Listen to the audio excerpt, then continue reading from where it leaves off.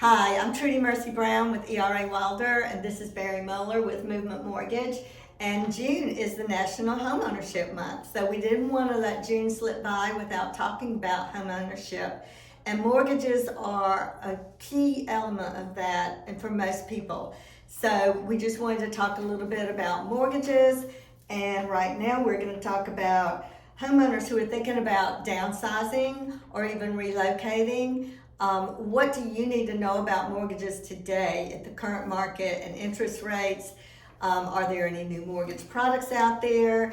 Because you may have owned your home for 20 years or more, and even 10 years, things have changed. So Barry's going to answer some questions for us. If somebody's planning to sell a home right now and buy a new one at the current interest rates, what do you recommend on how they proceed to accomplish that? Well, first, they do need to meet with a loan officer like myself and figure out whether they need to sell the house to qualify for the next house, whether they need to have that house sold, their current home sold, before they can buy the next house, whether they even want to carry two houses. Financially, there's no guarantees that their house will be sold. Maybe it will be, but maybe not in the time frame that they're comfortable with. Maybe they don't want to carry that house payment for 6 or 10 months or even 2 months. So these are some of the questions that we'll have to go through a financial analysis of their income, their monthly payments, their debts, their obligations. What's carrying the next house payment is going to look like? Will they be able to, will it strap them financially? What kind of funds they have in the bank to carry that cost. And then we can also talk about bridging the gap. If the market's not allowing for a contingent contract, contingent on the sale of their home in another part of the country or even locally, then we can talk about a bridge loan to bridge the gap between the two. Okay, so there is a bridge loan that can help accomplish that goal. Correct. And that's, in some cases, it's another debt that we have to add into the picture to make sure they can carry that other debt. And then there are some loan programs, or actually third-party programs, that will not count that as a debt, but there's a fee involved in bridging the gap between the two. Several different outfits out there. We don't need to get into those, but there's several options for a home seller who wants to get from A to B without selling their current home and without carrying that cost, at least temporarily, while they're buying the next property. So basically there's different options available, and it just depends on everyone's individual situation. Absolutely. Many people refinanced a few years ago at the 3% range for mortgage loans, and now they feel like they're locked into that house, and they like, well, my rate is 3%, and now they're towards 6 or 7%. What information do you have to guide someone in that situation? Well, so I get that. I mean, that is a general consensus, is nobody wants to give up a lower interest rate for a higher interest rate. But are you going to just put your life on hold because of this 3% interest rate and keep living in the home that doesn't suit your needs or in the location that doesn't suit your needs or your family's?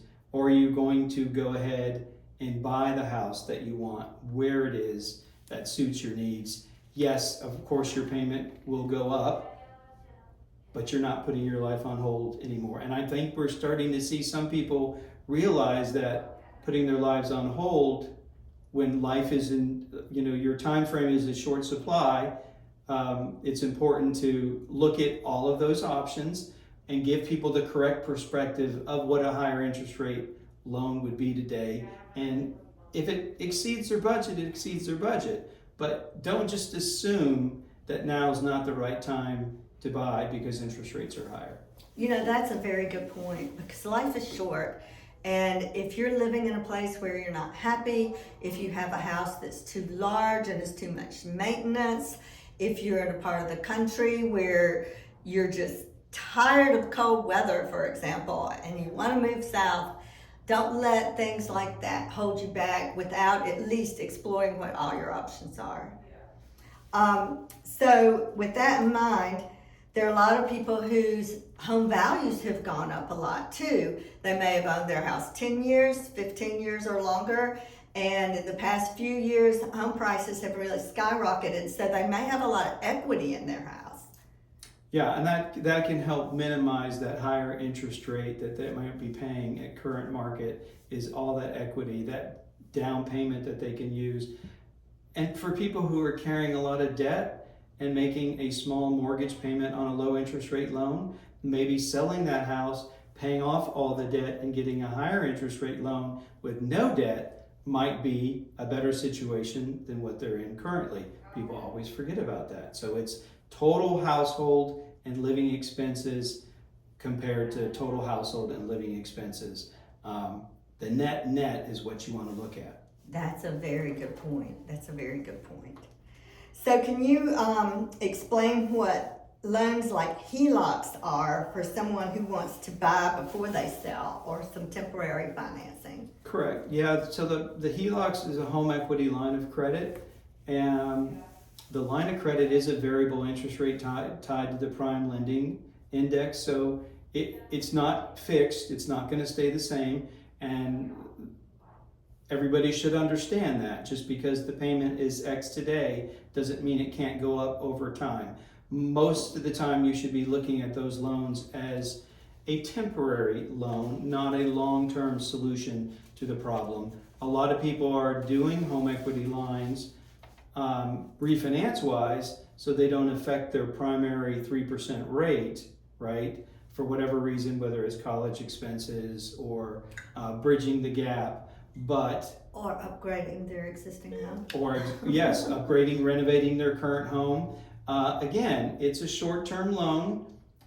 You might win out and have it stay low, but it's going to be at least 2 to 3% higher than a 30-year fixed rate mortgage is going to be. Plus, it's going to be variable, so that's something to consider. Okay, so there's a little risk involved with Yes. that as well. So as far as mortgage activity, what are you seeing right now with even the rates being 6 to 7%? So there are the home shoppers, maybe the tire kickers.